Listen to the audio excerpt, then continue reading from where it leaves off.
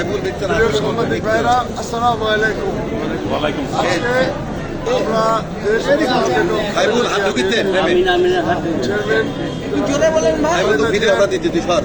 পক্ষ থেকে আমরা তার মনোনয়নপত্র এখানে জমা দিলাম বগুড়া 7 আসন। আমরা ইনশাআল্লাহ তার সঙ্গে নির্বাচন করব এবং এই নির্বাচনে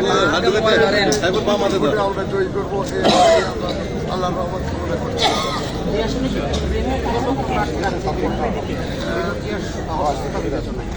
অসুস্থতা বিবেচনায় আছে কিনা জানি না, তবে বিএনপি প্রার্থী একাধিক আছে।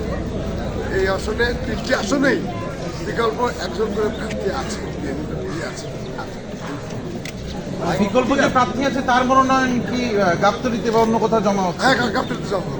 আচ্ছা, আপনি তো সর্বশেষ ম্যাডামের শারীরিক খোঁজ খবর নেওয়ার জন্য এভার কেয়ারে গিয়েছিলেন, কেমন আছেন উনি একটু জানাবেন আমাদেরকে। শারীরিক উনি মন্দের ভালো আর কি, উনি অসুস্থ বাট মানে আছেন, ভালো আছেন ইনশাআল্লাহ। উনি ইশারা দিচ্ছেন।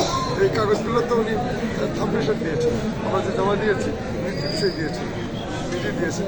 তো আমরা এইভাবে নিয়ে আসলাম। কাজে উনি অসুস্থ, তার বিভিন্ন রকম ইনফেকশন আছে শরীরে, বাট উনি আছেন ইনশাআল্লাহ।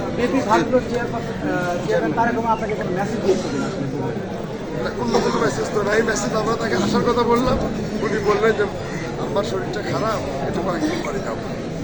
সর্বশেষ বগুড়া 7 আসনে নির্বাচনের প্রস্তুতির জন্য আপনারা কি কি পদক্ষেপ নিয়েছেন, কি কি কাজ করছেন, মানুষের সারা কেমন পাচ্ছেন? আগে থেকে আমরা মানুষের কাছে বিভিন্ন গণসংযোগ করে দোয়া করেছি তার জন্য, এবং আমরা নির্বাচন কমিটি করার প্রস্তুতি একদম সেন্ট্রাল লেভেলে সেটা আমরা অর্ধেক হয়ে গেছে।